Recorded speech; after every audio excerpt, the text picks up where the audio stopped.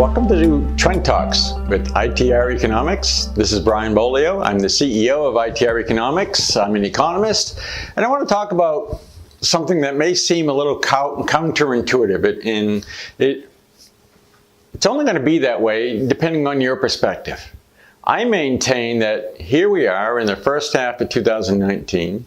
We know the economy is softening, and we know that industrial production is going to slip below year-ago levels out in around early 2020. We know GDP is going to have 1 quarter of probably some very mild decline, and then the economy is going to be climbing back up in 2020. We know that.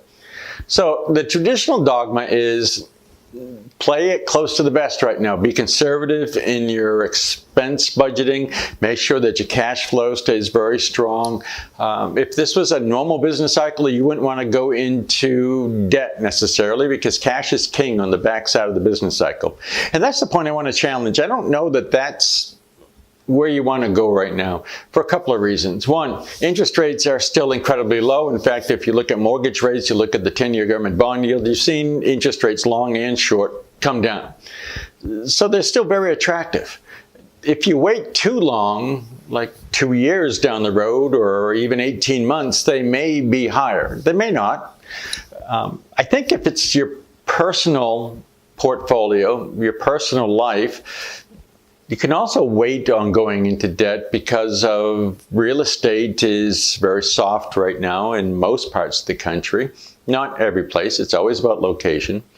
But you can wait to find the right home. You don't have to feel pressured to get into this market because prices are going to be escalating upward relentlessly. They're likely to take a pause here in 2019. And you can take a pause. You can be very sure about what you want to do and then get into the market if you want to.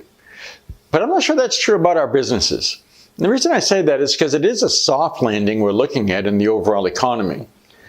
And the next rising trend isn't going to be 8 or 9 years long. It's not even going to be 3 years long, which means the next downturn is going to be here before we know it, relatively speaking. If you're a subscriber to the ITR Trends Report, then you've seen our forecast that 2022 we expect is going to be a recession year. 2022 is likely going to be the worst business cycle conditions you'll have to contend with since the Great Recession of 2008-2009. And it's with that backdrop that I'm suggesting the following to you. Don't wait. Invest in your businesses now. But be smart about it. You don't want to invest in more of the same. That would be the wrong approach in my opinion. See, companies that are less than 7 years old, they don't tend to go through business cycle recessions. Why? Well, because they're gaining market share every single day of their existence. Either they're taking market share away from somebody else, or they invented the market and they're growing the market and they're just expanding with it. That's got to be you. You either, in 2022, you're taking share away from somebody else, or you have redefined a market and you just own it while it expands. But that means you need to be investing in your businesses. You need to be investing in a new product, new service, new geography now.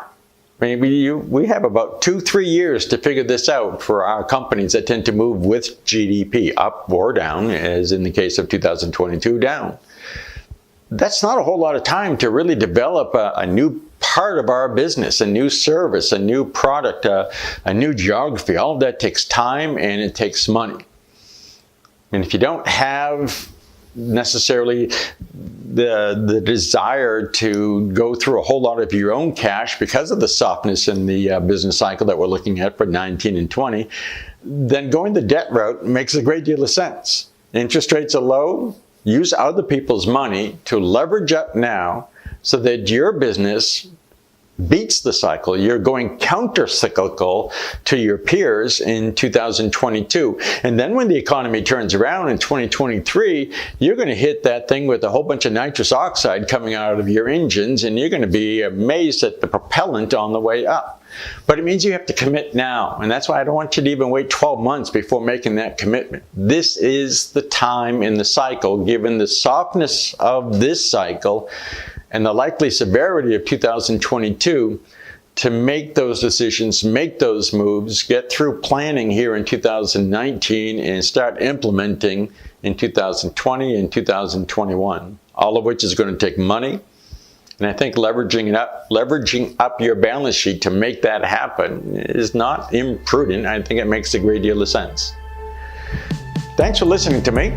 That's our Trends Talk for today, and we'll see you next time.